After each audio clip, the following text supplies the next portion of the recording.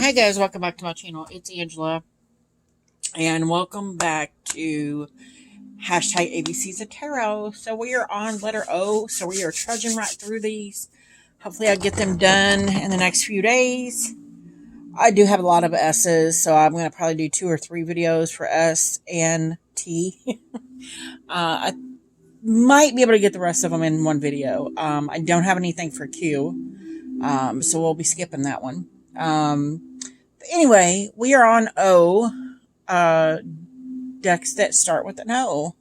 So here we go. I have 10 decks, and they're not in any particular order, but maybe my favorite first, because it is the Oak, Ash, and Thorn, and I made this beautiful, one of my first pouches I made, it came out perfect for it, that I crocheted, and then I found this beautiful wooden button, that screams Oak, Ash, and Thorn to me. The yarn is called Fall, which is what I see in this deck, is the ultimate fall deck. And I don't know why my camera, yeah, there we go. It's just a stunning, stunning deck, and I love it. 2 pieces. And everybody's seen this deck because everybody got this deck because they all know it's amazing. This is my first. Actually, it was the first creation of 3 Trees Tarot, and this is where you can find them. It is a stunning, stunning deck. This was their first creation. They knocked it out of the park. Everybody either has this deck or knows about this deck that I know, in the tarot community, that I've seen in the tarot community. It is gorgeous. It is stunning. It is one of the sweetest decks. Probably the first very sweet deck I bought. This is my favorite card in here. The Three of Wands. The light in the distance, and he's watching the possibilities. It's stunning. I love it. 2 pieces. And it's beautiful. And it's new companion deck that I got last year. Smoke, Ash, and Embers. And maybe I got it at the beginning of this year. Yeah, I think it's the beginning of this year. I'd have to go back and look. I think it was February, March, maybe. Will be in my S's. But that's the Oak, Ash, and Thorn. Stunning, stunning deck. Could not imagine it not in my collection. So then we have, I'm going to show these 2 together because they are the first and second edition of the Oracle Echoes by Anatorian, which did the Tarot of Abyss, the artwork for the Bonestone and Earthflush Tarot. If you don't know who she is, I don't know what to tell you. She's been around. She's amazing. I am going to show you the first edition. They shuffle like gangbusters. It's amazing. They shuffle amazing. I don't know why that's all backwards. It's an amazing, amazing deck. But there are some differences in the 2. The boxes for one. This is the second edition. This is the first. First edition, second edition. First thing you notice is the different backs. They're both stunning. I mean, yeah, they're both amazing. I love both backs. They both have the same cardstock, so they both shuffle. Amazing. Yeah, amazing. And then we have the fronts. I shuffled the title card in here, but it's a different title card also. Let me pull it out real quick. Yeah, right there. The Oracle Echoes by Anatorian. Oracle Echoes second edition by Anatorian. Deck is stunning. The only difference there's several more cards added to this deck. There's no bar here at the bottom, and it's more like handwritten in instead of typefaced. Doesn't matter which one of these you get. They're stunning. You can't get the first edition now. It's out of print. But with there being extra cards in this one and the bar being missing, you are getting a step up from the original, I would say. That's one of the new cards in here. I love this moon. She can do a moon card. So fabulous. So fantastic. It's crazy. I love this deck. I used it a lot when I first got it. I haven't used it in a minute just because it just feels so precious to me, her decks. But yeah, that is the first and second edition of the Oracle of Echoes. Then we got this one. Yeah. First and second edition. There's an extra card there. Stunning. That's actually my stalker card. I get that card a lot in both decks, regardless of which one I pull. So yeah, that's the Oracle of Echoes first and second edition. I'm going to set those aside. I'll put them back in their boxes later. So next we have the Omega Land Tarot. It is, I'm pretty sure US Games. Yeah, US Games system.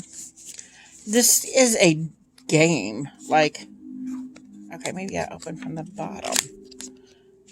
I don't know why it's not. There it goes. I guess not letting me open it. But this deck is a game, and it's got game instructions with it. Really cool. It also has a book. But this is basically, there's the backs. I thought this was for the, here's the US Games logo. There's the backs, which I think are cool. And I thought for the longest time this was an independent deck. It's not. They have numbers here, I'm guessing, that corresponds to the game. Down here are the titles of the tarot. But this is a, like, I want to say post-apocalyptic deck, but it's more of a prepper's deck. Which I think is cool. I think it's different. Anything, I have a lot of decks that, if you notice, are either RWS or completely different than RWS. Because when I first started reading tarot, I tried to go as far and fast away from the RWS as I could, because my first tarot deck was an RWS deck, and my first deck was RWS, and I didn't get along with it, so instead of just continue to try with a different RWS, I ran far and fast from it. Until I came back around to it. So this is one of those decks that I'm just like, I need that in my life because it's not RWS. It has the wonderful US Games cardstock that they normally have. I've never played the game part of it. I have read with it. It can read quite... what's the word I'm looking for? I want to say scathing, but that is the word I'm looking for, but at the same time, I'm not trying to be that harsh. And that's what I feel like this deck is. It's like, it's a harsh deck, but it's not, it doesn't want to be. But it has to be because of the images, if that makes any sense. That's the Omega Land Tarot, US Games. Then we have the Old English Tarot by Maggie Keene. I think this is a US game. Yeah, US Games also. I actually got this off of a friend that runs a bookstore. He sold me a bunch of decks for like nothing. This was one of them. He thought this was an out-of-print deck. It's not. You can still get this on US Games. This is a more bendy cardstock. That was my fault. And I don't know that this deck was ever really used because it still feels very stiff. Maybe that's just the cardstock. I love the backs. I love the short and sweet images of it. You have kind of like, it's supposed to be like a pip deck, but you have images, just enough images in the pips to know what you're looking at. It kind of reminds me of a cheaper version of the Pagan Otherworlds in that respect. There is a border here, but I don't pay attention to it on some of these. I think it's stunning. Like, here's four batons, 4 wands. It's got just enough information in here. The cups, the pentacles or coins, the 8 of swords. You got a castle here. They're literally in there trapped. I don't know if you can see the person in there, but they're trapped. So it does give you information on it, and I think they're adorable. Very adorable. I don't ever use this deck, but I saw it, I'm like, I need it. Because it's stunning, and I love the pentacles on this deck. It's very beautiful. And very old English style, which I think is cool. Reminds me of like Robin Hood and the Men and Three Musketeers, that kind of thing. So I think that's pretty cool. So that is the Old English Tarot, also US Games. Next we have, I think they're almost all Oracle cards left. Oracle of the Radiant Sun. This is a deck that I know I needed. For some reason, all my decks lately are just warped. It's weird. It's very warped looking. I barely use this, and it's like warped. It's weird. It's a glossy deck. I don't remember who published this. The box is over there somewhere. But I keep it in a pouch. Because I don't want to carry the box around. Or the book around. Maybe this will be one that I really try to work with more in the new year. This is like, they're like playing card size. Maybe even smaller. But it's more of a astrology deck than anything. And I saw it, I'm like, I need this deck in my life. It's color. It's got some beautiful colors in it. It's very vibrant. I'm trying to bend it back, but it just won't go. Let's see if I can shuffle it back that direction. Oh, it's warped. I don't understand that. Because it shouldn't be. Interesting. Anyway, this is a beautiful deck. And I was like, oh, this is the deck I'm going to learn astrology with. And I just haven't. I use it more for an oracle deck, and this is why I love this deck, because you can use it as an astrology deck, but it also has keywords, so you can use it as a strictly oracle deck as well. And that's why I love it. So yeah, that's beautiful. That's Oracle of the Radiant Sun, and it's small enough I can just throw it in my purse, carry it anywhere with me. I don't have many oracle decks that I can do that with, so that's one of them. 4 decks left. We have the Oracle Lenormand. This is a Low Scare Barrel publication. I saw this on Tarot Toadstool Tarot's channel. I'm like, ooh, those are pretty. I love this old English, old world style. They do shuffle well. They are like playing card size. The backs are gorgeous. The fronts are literally the Lenormand simple images, and I don't know why, but I fell in love. I'm like, I want it. They were like $8 on Amazon. I don't know why. I love the simplicity of them. Now, I don't read Lenormand like normal Lenormand. I use it as literally every Lenormand that's come into my collection. It has been like a mediumistic read for me. This one is no different. I only have, and that's why I only have a few of them, because they all do the same thing. They all have the same energy to me. Just some of them I'd like a different image once in a while. That's pretty much it. Because I have 3 Lenormand decks, maybe 4. And this was the last one I bought, and I probably will never buy another one because the ones I have are plenty.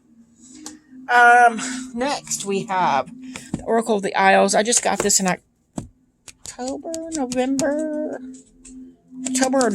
was the winter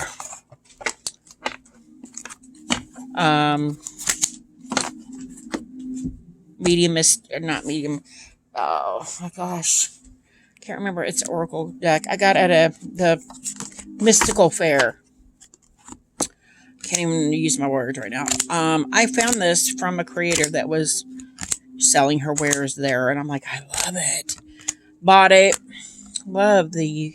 She literally took images. She's a photographer and a tarot creator, writer. She's a photographer, Rebecca Carvalho. photographer, writer, and owner of Carvalho Captured Creations. So she does photography, and she decided to create an oracle deck based on her trip to the Isle of Man. And I thought that was cool. And it imbues that energy, and I love it. Love it. Love it. Love it. I have almost nonstop used this since I got it. It's beautiful. I love it. She said that she's going to be doing, we did exchange information. She is going to be doing one. She went on a trip to Greece, and she's going to be doing one for that. And I'm all about it because I love Greece. And even though I'm probably never going to be able to go to any of these places, in this way with this deck, it's like I've been there, and I love it. So that is the Oracle of the Isles. And there's where to go to get her deck if you want it. But it's a gorgeous deck. Love the cardstock on it. Shuffle's pretty good. Yeah. So that is that. 2 decks left. Next one is a surprise because Oracle Mystical Moments. It's also a US Games card. Really? Most of these decks are US Games. Now I'm curious. Hold on. I was curious, but the Oracle of the Radiant Sun is a red feather deck. I was like, if that's US Games too. But I wanted this deck forever. Love that. I would use this for dream interpretations just because of that card. It's a beautiful deck. I wanted it forever. It was on my wish list forever. The tarot deck came out to match it. And I'm like, wasn't into the tarot really.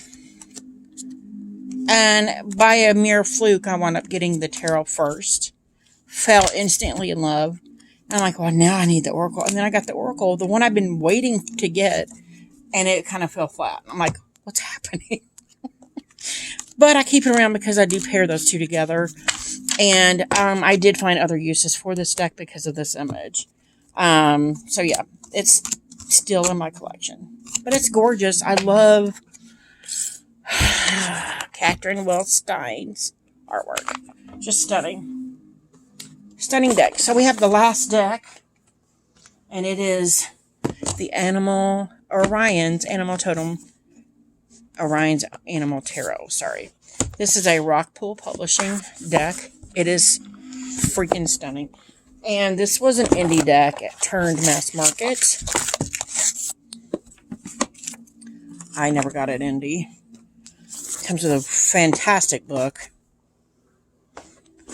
Here's the cards. Beautiful silver gilding.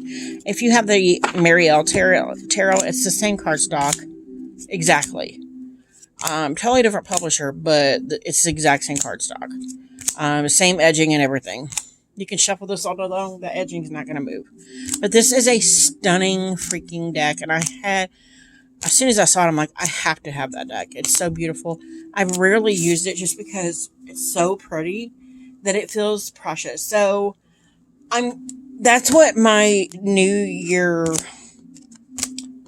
in 2023 is what I'm going to be doing. Because it's 12/30/2022 right now. And that's one of my new things I'm going to be doing in the new year is kind of taking these decks that I feel are too precious to use and forcing myself to use them more because they're doing no good on the shelf. They're so stunning. Cardstock, they shuffle great. And this is a stunning deck and I love it to pieces. I just rarely use it because it's so pretty that I'm afraid to mess it up. And if that happens where you're just afraid to use your decks, then there's no point in having them, right? Anyway, that is all my O decks. If you guys have any questions, comments, concerns, don't hesitate to comment below. If you like this video, give me a thumbs up. If you want to see more, please subscribe. And don't forget to hit that notification button so you're alerted to any future videos. And y'all have a good night. Bye.